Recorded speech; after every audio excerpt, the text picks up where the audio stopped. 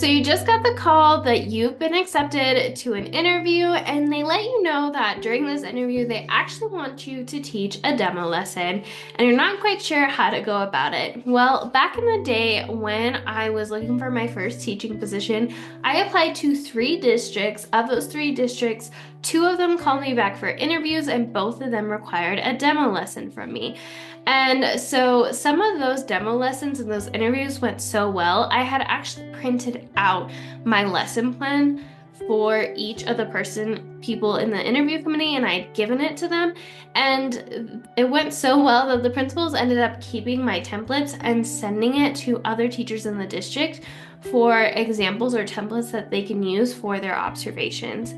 So over the past few years since that day, I've been helping and coaching new and first year teachers around the world how to confidently land their next or first teaching position with interviews that require demo lessons. In the past, on my free content, I've talked about what you should be doing during a demo lesson, but now let's talk about what you should avoid during a demo lesson. Some of these mistakes I've seen or heard teachers make in the past, and we're going to talk about it here. So with that being said, let's dive in.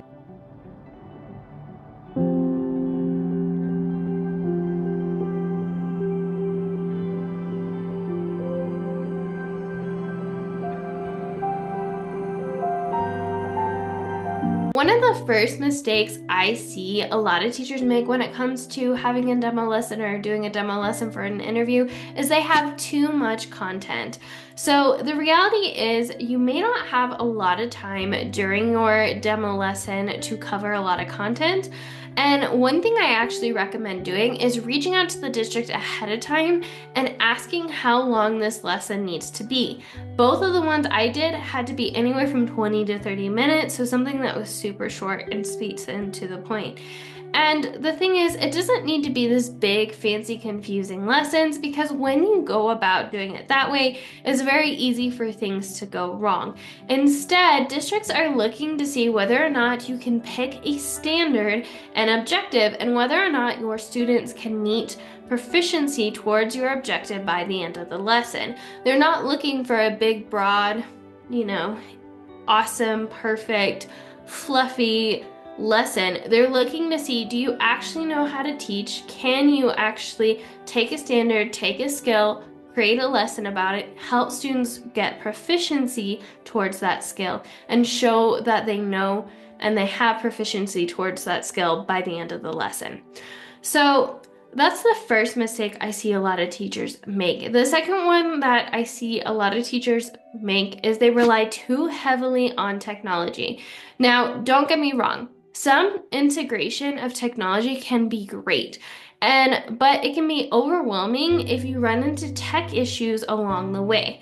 Maybe that classroom in particular won't have access to a specific program, something won't be able to come up, maybe the internet's down for the day. Either way, relying solely on technology during your lesson, while yes, can show and model that you know how to incorporate technology in a proficient and engaging way, it can actually take away from the lesson if the district isn't fully prepared or if they are having tech issues for that day. So if you are going to integrate technology into your lessons, make sure to have a backup just in case things don't go well. The third mistake I see a lot of teachers make is they do not bring enough supplies for their demo lesson. You never want to have to stop a demo lesson because there isn't enough to go around. There's not enough materials, handouts, etc. So that's why I make sure, and all the teachers that I've coached in the years past, I recommend to bring extra, if not double the amount of materials you will need ahead of time. And if you have extra, I always like to give extra materials to the people in the interview committee so they can see very closely what we are using and what we are working with so they can analyze it closer. And so make sure you bring double the amount of materials you'll think you will need. Another great example for this, during my first demo lesson, I was a fourth grade demo lesson, and I was supposed to teach a math lesson, and they actually combined two classes. So I had a class of over 35 students. Thank goodness I had asked ahead of time. They let me know, hey, you should only have 15 students. I actually brought over 30 materials just in case, and I'm so glad I did because they ended up combining classes last minute. So both teachers could be there as a part of the interview committee, which was totally fine. I was able to be flexible because I had those materials already prepped. The other mistake I see a lot of teachers make when it comes to demo lessons is only assessing comprehension of the lesson once, or proficiency in the skill or the objective once. So when you are in a demo lesson, the committee wants to see whether or not you're checking for understanding throughout the lesson and if you can reteach on the spot or a skill as needed. So that's why I have been trained when I was student teaching, and just in general, I always check for understanding at least 3 times before moving on in a lesson or reaching the end of a lesson. If students don't comprehend a skill, I take that time to go back and reteach before moving forward. There are a couple of different ways I like to check for understanding. There can be things like turning and talking, think, pair, share, gallery walks, thumbs up, thumbs down, poll, a quick quiz, etc. But just having these ways to check for understanding throughout the lesson to make sure that your students are getting the skills and the background knowledge that they need to be successful in this lesson is really important. And if you find during the demo lesson your students don't have the background knowledge they need, make sure to take that time to teach it, because districts are going to be more engaged and excited about your lesson if you're able to reteach on the spot than if you were to follow a perfect lesson plan, because the reality is you came into a classroom and you don't quite know your students' background knowledge. You could have asked, but it could be hard to pinpoint that. And you're showing what a real day as a teacher looks like. Oftentimes we go in expecting our students to be one way and they're not there yet. So we spend the day reteaching skills that they're gonna need instead. And that's perfectly fine to do. All right, so the other mistake I see a lot of teachers make is they only lecture the whole time. Now, I come from an elementary standpoint, so if this is particularly important for secondary and your district that you're applying to isn't a huge advocate for hands-on learning and high engagement and student involvement, then feel free to skip this part. But I've seen a lot of teachers who just stand at the front of the classroom and they teach the whole time. And the problem is comprehension is just the bottom or tier 1 of learning. The reality is there are different tiers of mastery, and one of those, the higher you go, the more hands-on students need to be. So make sure you give students the opportunity to interact with the lesson and to interact with each other. A good way to do this that I was taught through my ESL endorsement was I do, we do, you do. So the teacher does it first, then we do it together, then the student does it by themselves. So it's the release model. I do it first, then we do it together with some guidance, and then you do it. The next mistake I see a lot of teachers make when it comes to their demo lesson is they neglect classroom management. Make sure you don't neglect classroom management. Don't be so married to the lesson plan that you are neglecting setting expectations and running your classroom and how you expect the classroom to run during the lesson. So a great way to do this is to shout out students who are following the expectations and specifically what expectations they are following. This can sound like, all right, class, we are going to do a gallery walk. Here's what it should look like. It should look like walking feet at a level 1 or 0, hands to ourselves, whispering, writing. Everyone should be leaning forward. It shouldn't look like running, and I'll go into running, hands on each other, etc. And then why is it important we do that way? We'll have a discussion about it. And then when the students, I release them to work on said calorie walk, I'm then gonna say, I love how group purple or purple group or group 1 is working quietly, or they're using whispering they're at a voice level 1, and they're working together. They're leaning forward. I love how table 2 is using walking feet, and start pointing out what specific expectations that group or that student is following. So another thing is to give procedures and expectations as you go. Clearly, they don't expect you to have perfect classroom management per se when you go in, but you can do exactly what I just did, where you can talk about what it should look like and sound like. You have a discuss on what it shouldn't look like and sound like, and then you discuss why it should look like and sound like the first way instead of the second way, and what happens if we don't follow the expectations. If you decide to run in class, then the expectation is you go back and you try again, which takes more time, which you won't have enough time to finish. So giving those logical consequences as you go is going to be really important. So the committee wants to see your classroom management in action, so don't be afraid to do that. You can add your own class calls, whatever it is that you do, but this is where your personality is really going to shine. So don't be afraid to do that. Another mistake I see a lot of teachers make is they neglect, or they're not being flexible, or they neglect being flexible. So the idea is things may not go to plan, and that's okay to go with the flow.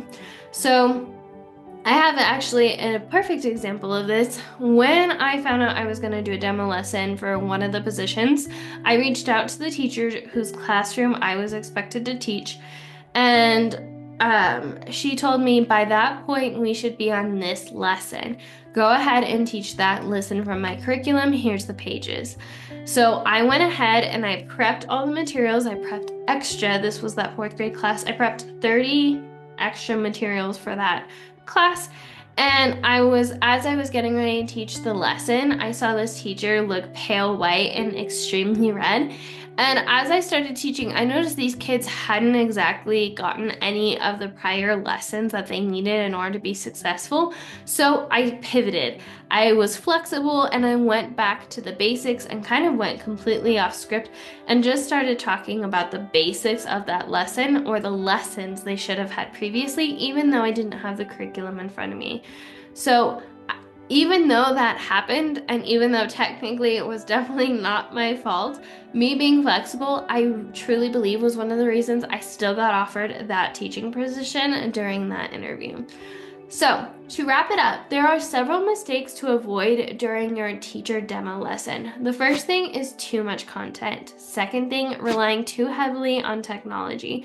Third thing, not bringing extra supplies. Fourth thing, only checking for understanding once during a lesson. Fifth, only lecturing the whole time. Next, neglecting classroom management. And finally, not being flexible.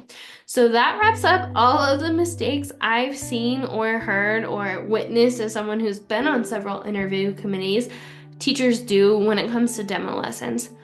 If you want to dive deeper into this whole teacher interview topic, I want to invite you to check out my previous content. Wherever you're tuning in from, I promise you I have a ton of content on teacher interviewing, so make sure to go check that out.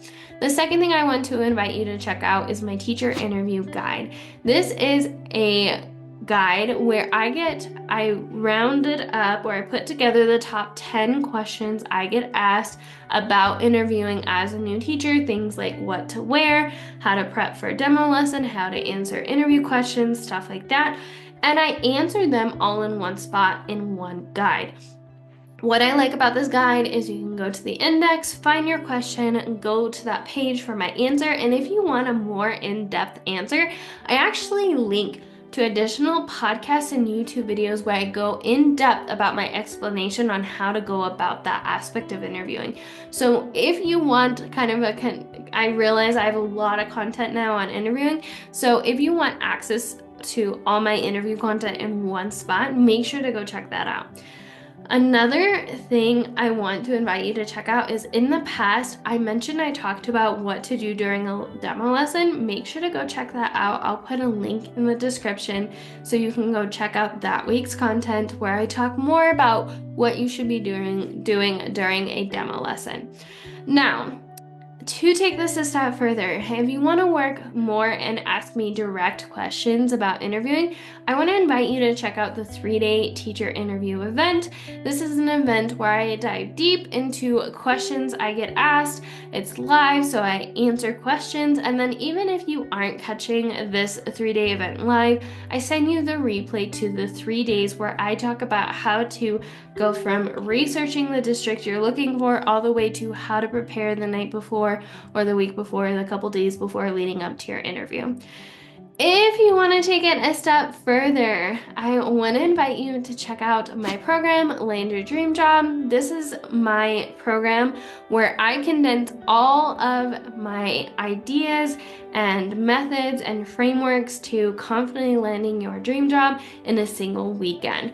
I go through the entire process, and these are potent lessons that ideally you can sit down and do the weekend before you start applying, or the weekend in a single weekend, because reality is I don't want you spending weeks and months looking for a teaching position. I want you celebrating that you're graduating, celebrating, your summer, whatever it is. I don't want you stressed out about this. So I wanted to create a condensed program where I take all the strategies I've used with my coaching clients in the past, and I put in one program. So make sure to check that out. All right. That wraps up everything. If you have any questions about interviewing that you don't see an answer to, make sure to either drop a comment or send me a DM, and I'd be happy to chat. As always, remember, we are stronger together, and I'll see you in the next one, Teacher Bestie. Bye.